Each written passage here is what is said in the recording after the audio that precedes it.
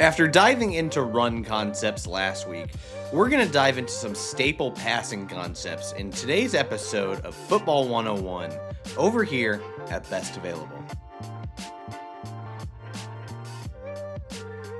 Thank you for watching today's episode. Make sure you're subscribed on YouTube if you're not already, and give us a follow on socials at BestAvailableYT. If you enjoy this kind of content or have been a regular watcher of our videos and want to support the channel in some way, consider becoming a member. Shout out to all of our members who continue to support us.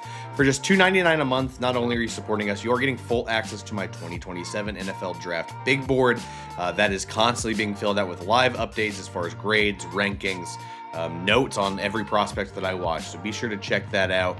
Let's go ahead and dive into this. We've got a few different things to talk about when it comes to passing concepts.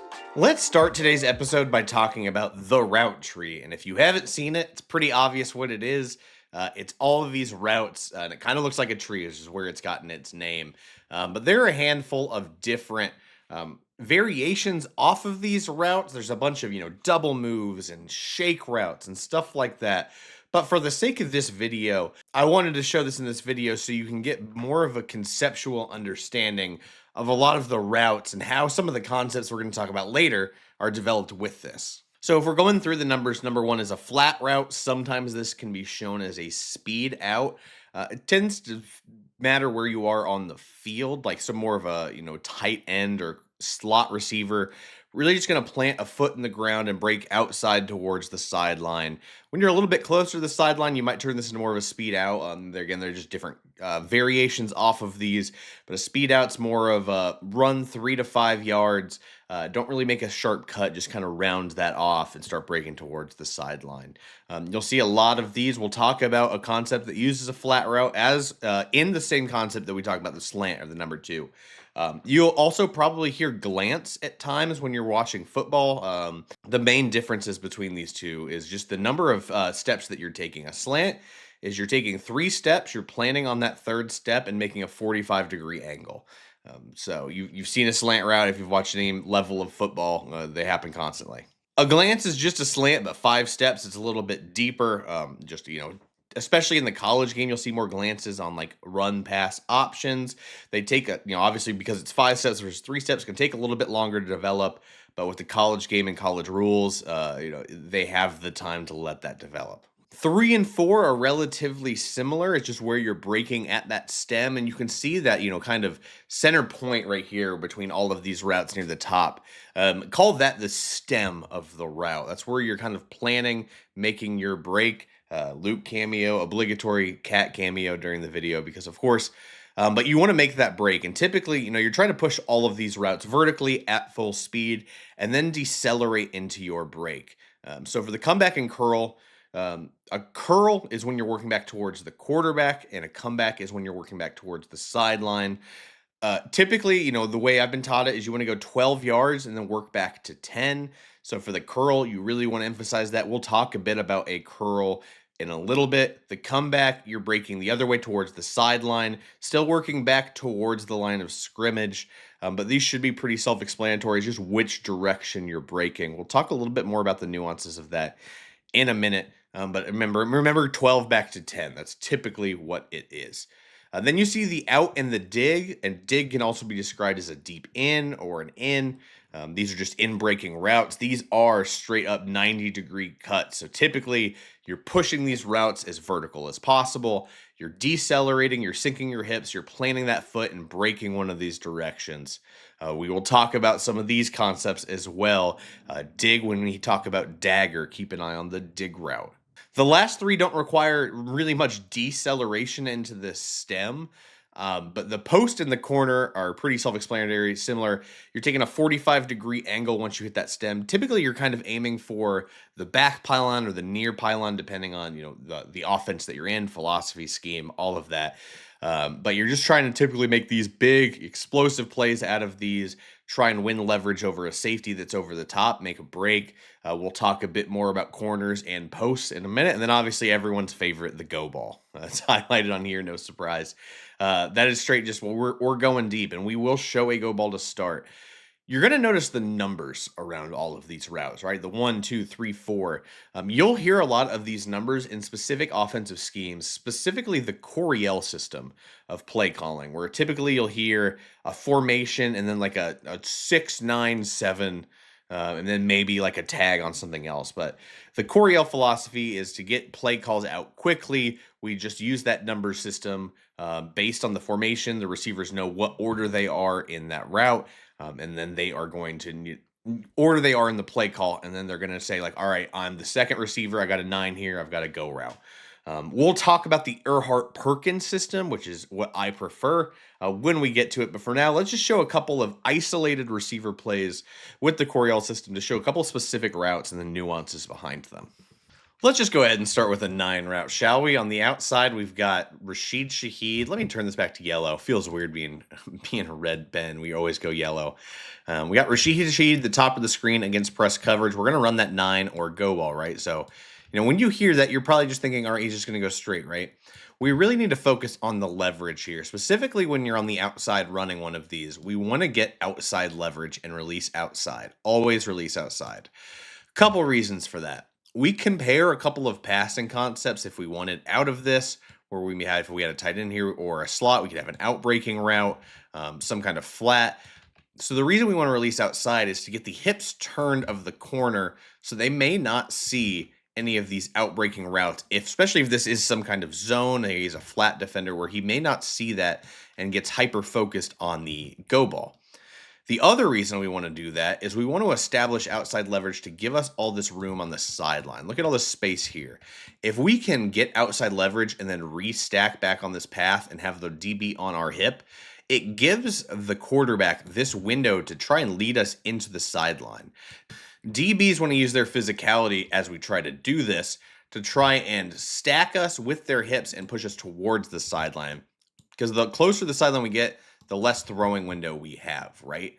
So we still want to get that, but we want to be able to restack or just win cleanly. So let's run this play with a 9. You're going to notice he's going to get that outside leverage out of press right here. He's going to win that immediately. We've got to take a big step by the corner. He's got to turn his hips. He's facing one of the most dangerous deep threats in football. I know Shaheed doesn't have big numbers, but man, that guy can move. And we get cleanly. This poor corner has no hope. Shaheed's got a clean release. He's trying to restack back on that path to avoid, getting pushed towards the sideline. Does a nice job, and then all of a sudden he's just home free. Great pass. He's off for the races. Gets tripped up in the back, but man, that's what we want. And I wanted to show this just to show. If we're going to talk about go balls, you can run these like up the seam in theory, like a slot, and they, not really as worried, especially against off coverage, about winning that outside leverage. But we're going to run a go ball against press, especially. You got to work outside and restack to make sure that you are in position to help the quarterback out and get the best possible outcome, which is an explosive play on a go ball. I could have shown a lot of different just isolated routes. I wanted to show a couple just because of the nuances of them. One, that go ball on the outside, and then 2, a curl route, because in any level of football, it is a huge pet peeve of mine. When I'm talking about curl, right, we want to go 12 back to 10. And in this instance, it's a pretty good example because it's 3rd and 10, right? We need to work back towards these sticks, but we also got to make sure that we're getting to that 12-yard marker. The reason being, and I'll go ahead and play this. First off, A.J. Brown does a great job here. Sell every route vertically. It's one of A.J. Brown's best traits. Every route until the stem is a go route until it's not. You never want to give away what you're running. Start slowing down early. Brown always does a great job of that. But we're going to run this curl. So he's going to get up to 12. Does a good job sinking those hips, getting those feet chopping, decelerating, planning pretty much right at 12 yards. Here's the key nuance, because this defender draped all over him. He's got to work back those 2 yards. He cannot just sit here and wait for this football or drift backwards this way. It is my biggest pet peeve, and you probably know why. If he's just sitting here as this ball is coming and he's just not making any movement, he's not boxing out, it's the easiest pick 6 interception in the world for a DB if you're just not moving. Brown's going to use his size. He's going to box out and watch him work back towards that football. He is charging towards it to make sure that this DB can't jump in front. Then he uses his size, big frame, breaks a tackle. makes another guy miss, ends up taking off. That's not really what we're showing, but hell of a play from AJ Brown. I'm sure Patriots fans are very excited to see him. But this is how we want a deep curl run. We want to sell it vertically all the way up until that 12 yards. We want to decelerate as much as possible, and then we want to work back to avoid any kind of interception. We got to charge that football as we run this route. And I think Brown does an awfully good job of that right here, working back towards the football and then using his size to his advantage. I'm going to start using the Perkins vocabulary or terminology for a lot of these plays now, because we're going to move on to some 2 and 3 man passing concepts. So instead of using all of those numbers from the route tree, I prefer Perkins because it's typically just terminology or phrases that can be more flexible based off the formation you're running, but the concepts remain the same.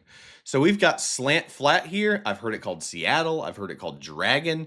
But those are some like examples of, hey, we're just going to run dragon out of, detached trips, or, 3 guys to one side, no one attached to the line of scrimmage with the offensive line.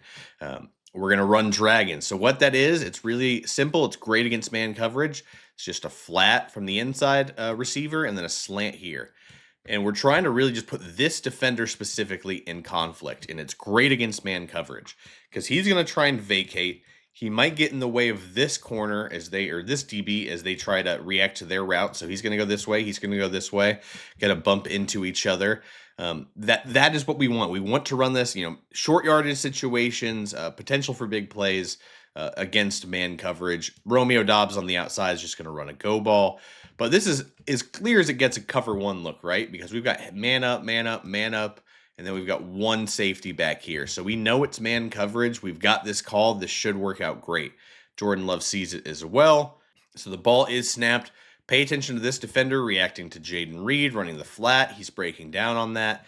So suddenly we've got this throwing window because he's vacating in man. That's his job. This throwing window has suddenly opened up quite a bit, right? Because we no longer have this defender to worry about. So as long as Christian Watson can win inside leverage on this route, which he does great, we have, wide open throwing window. Yeah, DB here, a defensive lineman can get a hand on there, but Love's pretty big. He can throw, pretty high above the line of scrimmage. And because it's that cover 1 look, I don't know what he's biting on. I think he sees maybe the go ball or the eyes. I'm not sure what the safety's breaking on here, but because he takes those bad steps, I think he's just really anxious about this go ball. He's bailing. He's bailing this way. And we have that cover 1. We've created that throwing window. Suddenly, Watson's wide open. He's got speed. The safety's way out of position. And he's just going to win a foot race for a touchdown. But I love, especially in these situations where, pressure's likely coming. They're running an obvious man look. You can run dragon, Seattle, slant flat, whatever you want to call it. But I like doing this out of trips. Typically, this is a 2x2 concept, right? Where maybe you're doing a mirrored concept where you're running slant flat on both sides of the field. But they run it out of trips with this, clear out route basically here. Nice little concept, good plan to run it in this situation, especially against a defense that loves to run, pressure looks, cover 1. This is a great time to use this concept. Another staple concept in any passing game, especially when you have legit big-bodied receivers who can move, is Dagger. Dagger is an inside receiver or number 2 receiver running a go to clear out. Defenders get a safety to come with them. And then we're running a dig right behind them, and we're trying to create a middle-of-the-field throwing window out of this. A lot of zone coverages tend to leave the middle of the field open, or a throwing window is created. What I like here, not only do we have this stack, so it's a really condensed, tight group of these 2 receivers, we're also going to run a check down by the running back that's going to influence a linebacker as well. But we'll get to that when we get there. Let's start with the inside receiver and his deep throw. Watch how that influences the defense. Not deep throw. Deep route. I get excited, tend to talk pretty fast. So you can see as he's running this deep route, it's going to influence this defender. This defender is going to start carrying him vertically. The outside corner, Derek Stingley is very focused on his zone. He's going to react to whatever Davante Adams breaks on his stem. But the most important part here, we've got this guy vacating and trying to carry up field. So that's creating part of the cushion. Right here, we're going to win inside leverage with this corner by breaking on this. It's Stingley. He's a good corner. He's still going to trigger downhill on this. But you can see as this route's developing, because this safety's carrying this vertically, we've got this throwing window. But to make it just a little bit bigger, this check down is going to help because it's going to influence this defender, and he's going to break on that. And suddenly, that throwing window just got a little bit bigger now. Still got to make this throw accurate because we have Stingley that's breaking down on the route coming across the formation. But you can see the purpose of Dagger and how it creates this middle of the field window, especially when you have a check down influencing on the outside and you have these receivers, influencing over here, staying on this side. I love a good Dagger concept, man. I think of guys like Mike Evans, Alec Pierce, Charlie Becker. Like, I want a big-bodied guy who can fly downfield. Even AJ Brown's great with this. They can, fly downfield, put his foot. Wow, plant his foot in the dirt, break towards the middle of the field, and then have the physicality to take a hit if he needs to. But I'm a big fan of Dagger, especially when you need a chunk play. I don't recommend running this stuff on like obvious passing downs because I think, people are a little bit more, ready to attack the middle of the field on obvious passing situations. But if you want to surprise a team, get them off guard, knowing a zone call is coming, I think you can get a nice yardage hitting that, deep dig or in-breaking route on this play. Next up, we've got mesh. Mesh is probably one of my favorite passing concepts. It can be really difficult and put a lot of guys in conflict. What it is it's typically two horizontal drag routes, right? That's probably too deep. Actually, it's not deep in this situation. One's going to be deeper than the other. It's important we know which one's going deeper, but we want to put all these linebackers in conflict trying to react to two drag routes across the formation, right? All that horizontal movement coming across the formation, you got to be able to communicate, trade off, and break down on these. It can be very difficult. How we usually want to run this, we want one drag route running deeper, and we want them to go after where a linebacker is positioned. Now, once we get there, we got to move out of the way and prevent offensive pass interference, so we can't just wall them off and block them, especially before the pass is thrown. But we need to get in their way and then move out of the way. But we got to be able to slow them down and force them to pick a direction. If they go under, they're probably going to lose, a step. If they go over, probably going to lose a step. We just want to pause them. So with this concept specifically, we're actually going to run mesh wheel, and that's a really popular concept out of mesh where you have all the linebackers so focused on these crossing routes that you have someone leak out on the wheel. And in this case, and usually it's a running back. It can be a tight end. It can be, it could even be Shakir running out this way. But I just really like this. So we're going to motion Shakir in. He's just going to orbit motion around. Just more eye candy for the linebackers to try and hold them. But that's mesh wheel. So the way this is going to roll out here, we've got this tight end getting deeper, this running back this wide receiver going under. We're going to add a little spot route here to try and hold defenders as well. And then we've got that wheel. And you're going to watch how all the linebackers react to all of this, eye candy as we roll this. So you can see they're motioning and reacting to Shakir's orbit motion. And orbit means, coming around behind the quarterback, kind of like an orbit around the, a planet. So as we roll this with the, we're focusing on this tight end, trying to do his spot route. Then suddenly we're reacting to the tight ends that's coming across the formation. This guy's reacting to this route.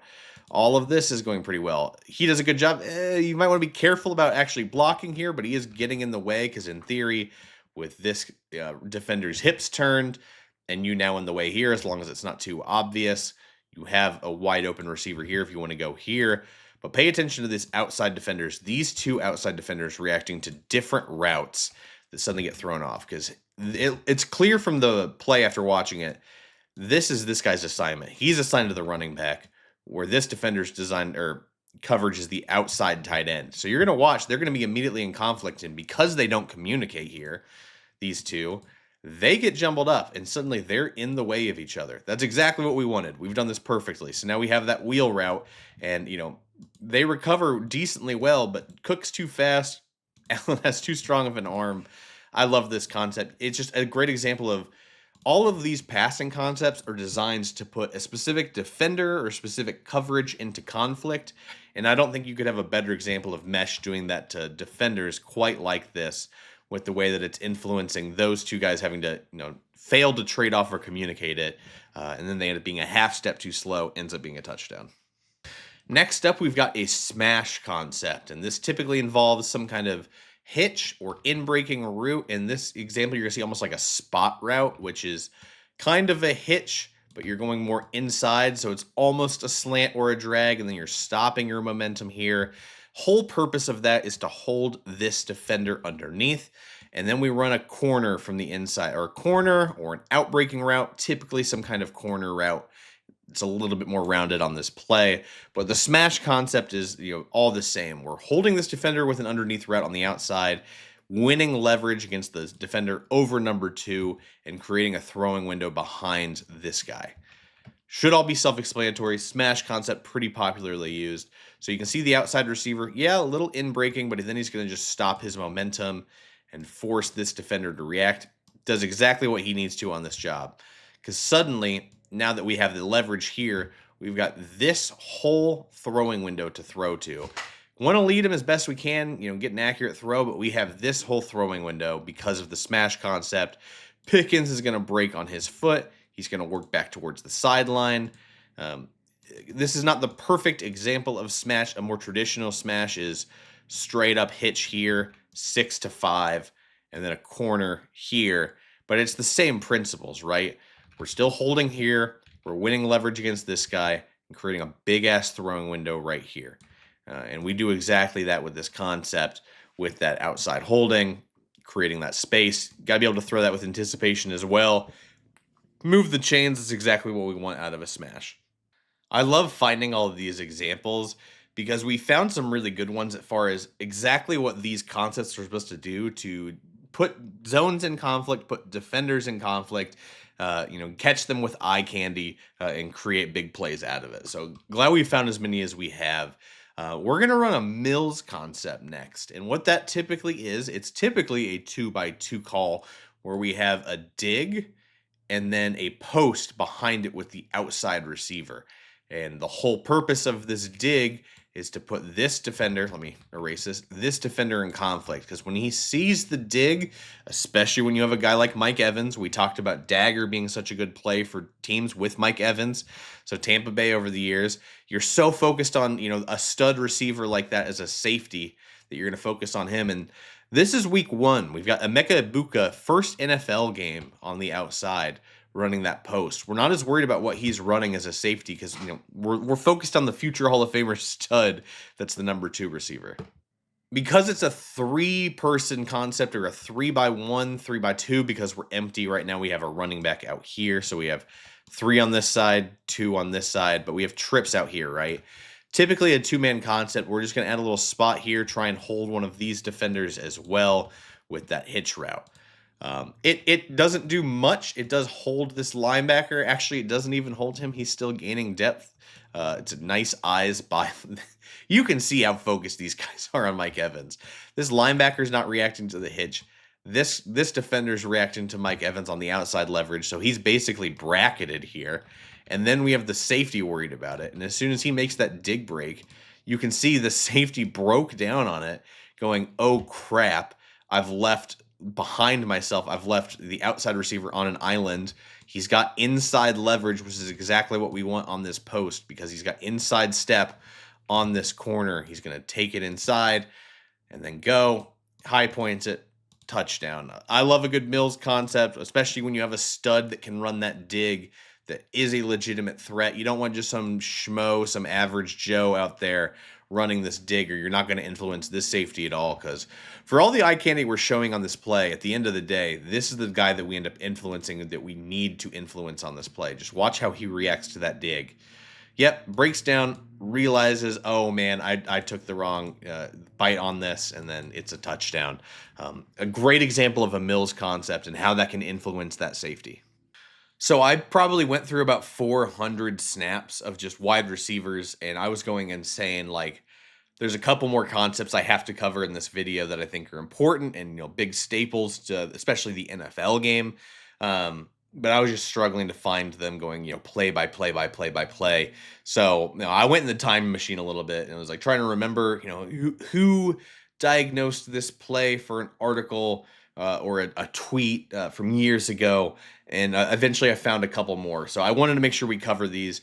We're going to talk about post wheel next. Another great play to influence an outside receiver or wow, I'm struggling with the words today, guys. A secondary defender influenced them, and we're just going to run a post and a wheel behind it. Try and get guys to bite on that post, ideally this outside defender, get them over leveraged here, not realizing there's a wheel coming behind them and creating that space. So the Chiefs are going to run this out of 13 personnel. We've got running back, Travis Kelce, tight end. So 3 tight ends, 1 running back. And how we're going to run this, we're going to motion this tight end over, run the wheel. We're going to run a post route here.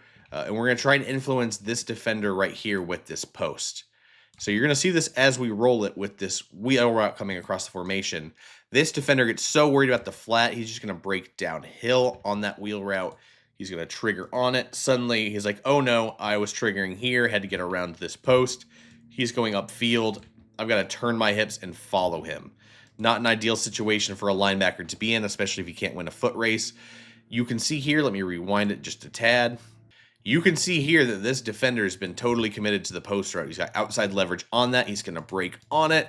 So he's leaving his deep zone here, not realizing, oh, hey, we've got this wheel coming behind your zone.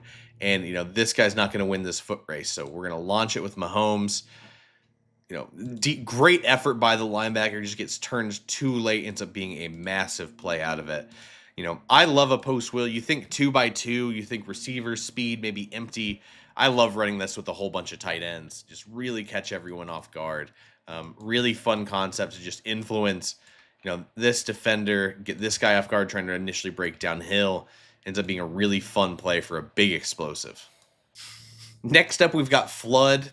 I understand we're going to laugh that Anthony Richardson's playing quarterback. This is from 2024. Flood concept it could also be a sail. There's a couple different ways you want to call it. It's a 3-man route, typically involving a tight end or running back running a flat. In this case, it's going to be Jonathan Taylor. The outermost receiver running a outside release go. And then the tight end or, a number 2. Wow, I can't draw that. Number 2 receiver from the outside running a deep out, maybe even a corner. And that's the reason it's called a sail concept. If you look at it, we've got the mast, and we've got the little boat. So it looks like a little bit of a sail, right? That's where you get the name sail concept. So also called flood. In this case, we're going to run that deep out instead of that corner. Flood versus sail. Really fun example of it, especially because, you're not initially expecting it with Taylor on the opposite side of the formation, leaking out this way. Another example of influencing defenders. Great example here. We're going to carry Michael Pittman up with this defender, so he's going to be focused on this go route. This guy's going to be wrong no matter what he does because he's going to be put in conflict between the tight end and the running back here. So as we roll this, he's like, all right, I'm going to carry up this, but I'm going to read that Taylor's leaking out of the backfield. So suddenly he's like, oh, let me worry about that and break down on that flat route. Suddenly, because we've created the go and made him displaced, look at all this green grass around Kylan Granson. We can draw another one of those boxes. That is an easy layup for a guy, even like Anthony Richardson. Just throw it up there, get Kylan Granson the ball, let him cut upfield, and suddenly we've got a massive, massive play. Probably one of the biggest of Granson's career. But a really nice example of flood, especially when you're not, having them totally prepared for a concept like this. You don't see those flats often across the formation like this. So enjoyed that, especially out of play action. Leak that out, get this defender in conflict, force him out, and create that big throwing window for Granson for a huge play. All right, last concept I wanted to show you. I want to make sure we get to a nice even 10, but this is one of my favorite red area concepts you can run as a passing game. It's called, there's a lot of different names for it, levels with the corner. It's very popularly called double China sevens. China is a concept you typically have, these in-breaking routes, and then we're going to run a corner behind it. So we're trying to influence these second-level defenders with these 2 in-breaking routes. You're going to see they're going to break on it, and you want to create, some confusion from this guy over number 3, but we're going to win that leverage and run the corner. Ideally, all we're trying to do, hold these guys, have them break on those in-breaking routes, and create a throwing window behind them back here. Even if we can win leverage here, even better. Cowboys run this flawlessly. This is a play that I swear almost every time I see it run in the red area, it leads to a touchdown or you get hands on the football.